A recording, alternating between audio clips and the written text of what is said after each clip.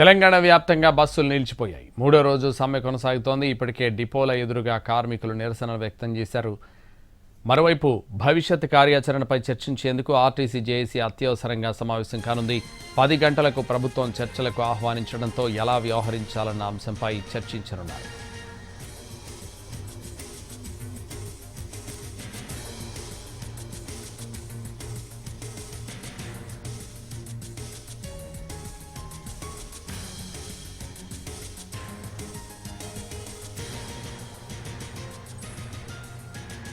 తెలంగాణ వ్యాప్తంగా బస్సులు నిలిచిపోయాయి. మూడో రోజు సమ్మె కొనసాగుతోంది. ఇప్పటికే డిపోల ఎదురుగా కార్మికులు నిరసనలు వ్యక్తం చేస్తున్నారు.